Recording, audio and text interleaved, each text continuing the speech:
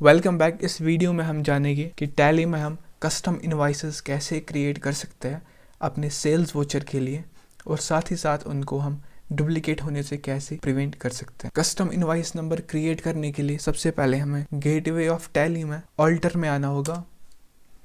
Alter के बाद हमें वोचर टाइप में आना होगा। वोचर टाइप के बाद हमें सीधे सेल्स में आना होगा। सेल्स में हमें कुछ चेंज करनी होगी। सबसे पहले सेल्स नाम सेल्स ही रहेगा, उसके बाद वोचर टाइप सेल्स ही रहेगा, उसके बाद एब्रीविएशन भी सेल्स ही हम रखेंगे। एक्टिवेट दिस वोचर, इस वोचर को हम एक्टिवेट ही रहने देते हैं। उसके बाद यहाँ से हमारा टॉपिक स्टार्ट होता है, मेथड ऑफ वोचर नंबरिंग। अगर हम ऑटोमेटिक इसको रहने देते हैं तो जब हम सेल्स इनवॉइस क्रिएट करेंगे तो वो 1 2 3 4 ऐसे ही आगे बढ़ते जाएंगे। लेकिन हम यहाँ पर अपना कस्टम इनवॉइस नंबर क्रिएट करने वाले हैं, तो मैं यहाँ पर ऑटोमेटिक मैनुअल ओवरराइड रखूँगा। अब मैंने यही ऑप्शन क्यों सिलेक्ट किया, क्योंकि ये ऑप्शन मुझे फैसिलिटी प्रोवाइड करता है कि मैं वोचर्स को डुप्लीकेट होने से प्रिवेंट कर सकूँ। तो यहाँ पर भी मैं यस करता हूँ। देन यूज़ एडवांस कॉन्फ़िगरेशन पे मुझे यस करना होगा। उसके बाद मेरे पास एक नया इंटरफेस ओपन हो जाएगा। यहाँ पर आप कुछ टर्म्स देख पा रहे होगे। सबसे पहले start numbering, width of a numerical part, prefill with 0। उसके बाद यहाँ पर स्टार्ट नंबरिंग, प्रीफिक्स और सफिक्स, इन सब को ब्रेक डाउन हम करेंगे। इनवॉइस नंबर रहने वाला है 2022। देन हमारा इनवॉइस नंबर 0000001 रहेगा। उसके बाद लास्ट में GST आना चाहिए, और ये जो स्लैशेस 2 है ये भी हमें खुद से ही क्रिएट करने होंगे। देन कुछ टर्म्स जो हमने टैली में देखे थे हम उनको यहाँ पर ब्रेक डाउन करने की कोशिश करेंगे।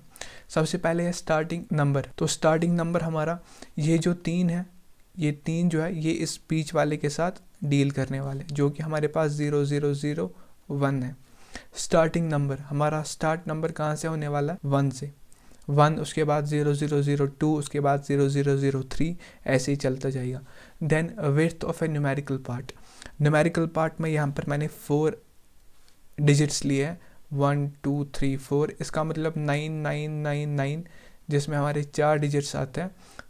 तब तक हमारा इनवॉइस नंबर यही फॉलो होता रहेगा। देन ये 4 डिजिट से 5 डिजिट में आएगा, 10,000 तक आएगा, तब हमें इसको चेंज करना पड़ेगा। उसके बाद है प्रीफिल विद 0। अगर मैं यहाँ पर इसको यस करता हूँ, मेरे पास यहाँ पर सामने ज़ीरोज़ शो हो गए, ये दोनों आपस में लिंक्ड है। अगर मैं यहाँ पर इसको यस करता हूँ तो यहाँ पर जितने भी डिजिट्स मैंने एनेबल किए हैं यानी कि 4, तो मेरे पास यहाँ पर 4 डिजिट्स बराबर शो हो गए, और सामने वाले 3 00 ही रहेंगे। देन हमारा आता है prefix details and suffix details. Prefix होता है सामने और सफिक्स होता है लास्ट में। सामने मैं क्या लिखना चाहता हूँ, सामने मैं लिखना चाहता हूँ 2022, और लास्ट में इसको मैं एक स्लैश भी एंटर करता हूँ। सफिक्स में क्या रखना चाहता हूँ मैं, GST। लेकिन ध्यान रखना है कि GST के सामने मुझे ये स्लैश रखना होगा, तभी यहाँ पर टैली में इन दोनों के बीच में भी ये स्लैश आएगा।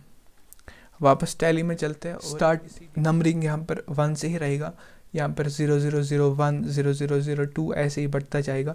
विड्थ ऑफ न्यूमेरिकल पार्ट में यहाँ पर 4 डिजिट्स में रखता हूँ। उसके बाद प्रीफिल विद 0। अगर मैं इसको यहाँ पर नो ही रहने देता हूँ तो ये स्टार्ट होगा 1 2, आगे ज़ीरोज़ नहीं आएंगे, लेकिन मैं चाहता हूँ कि आगे ज़ीरोज़ आए, तो यहाँ पर मैं यस करता हूँ। देन अगर आप फ्रेश बैच ऑफ इनवॉइसेस चाहते हैं, जिस साल से आप वो चाहते हैं, आप वो साल यहाँ पर एंटर कर सकते हैं। मैं जो करंट फाइनेंशियल ईयर चल रहा है, मैं उस साल से फ्रेश इनवॉइसेस चाहता हूँ, तो यहाँ पर मैं उस साल का पहला डेट डालता हूँ, 1 अप्रैल में डालता हूँ। उसके बाद 1 से ही स्टार्ट होगा, और चेंज कब होगा, चेंज ईयरली होगा। ईयर के बाद वो नंबरिंग रीस्टार्ट होगी।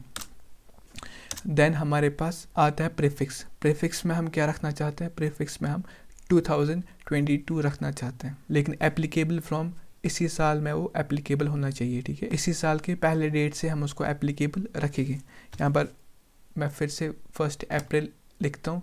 उसके बाद पर्टिकुलर्स में क्या रखना चाहता हूँ मैं, 2022। उसके बाद मैं एक स्लैश यहाँ पर एंटर करता हूँ। एक बार जब मैं एंटर करूँगा तो मैं ये कहता है कि अगर आप कोई और साल इसके साथ इंटीग्रेट करना चाहते हो, अगर आप 2 साल एक ही सीरीज ऑफ इनवाइस के साथ काम करना चाहते हो तो आप वो दूसरा साल यहाँ पर एंटर कर सकते हो। फिलहाल मैं एक ही ईयर यहाँ पर लेने वाला हूँ। देन आता है यहाँ पर हमारा सफिक्स। सफिक्स में जो हमारा लास्ट का पार्ट है वो हमारा सफिक्स में आएगा, तो एप्लीकेबल ये भी 1 अप्रैल से ही होगा। देन ये हमारा लास्ट में क्या आएगा, जीएसटी। हम जीएसटी इनवाइसेस बनाने वाले हैं तो यहाँ पर लास्ट में जीएसटी आएगा, लेकिन जीएसटी के सबसे पहले सामने हमें यहाँ पर एक स्लैश एंटर करना होगा। देन यहाँ पर मैं फिर से एंटर करता हूँ, ये हमारा कस्टम इनवाइस नंबर्स क्रिएट हो चुके हैं। यहाँ पर मैं कंट्रोल ए से इसको सेव करता हूँ। देन मैं बाहर निकल के जब वोचर्स में एंट्री करूँगा तो यहाँ पर सेल्स वोचर ऑटोमेटिकली यहाँ पर सिलेक्टेड है। तो यहाँ पर आप देख सकते हो ऊपर ये मेरा इनवाइस नंबर चेंज हो चुका है। जब मैं इसको यहाँ पर एंटर करूँगा, कैश सेल यहाँ पर मैं करने वाला हूँ, कोई भी डमी सेल यहाँ पर मैं कुछ प्रोडक्ट यहाँ पर सेल करने वाला हूँ। iPhone 13 यहाँ पर एक क्वांटिटी जो नेगेटिव पीस में दिखाएगा 1 लाख रुपए में, यहाँ पर मैंने ये सेल कर दिया। जब मैं दूसरा इनवाइस क्रिएट करूँगा तो यहाँ पर ऑटोमेटिकली 0002 आएगा। ठीक है, अगर यहाँ पर गलती से मैंने 1 यहाँ पर एंटर कर दिया तो ये दिखाएगा यहाँ पर डुप्लीकेट वोचर, जो कि इसकी सबसे अच्छी बात है। सो ऐसे आप अपना कस्टम बिल बुक या कस्टम इनवाइसेस टैली में क्रिएट कर सकते हैं।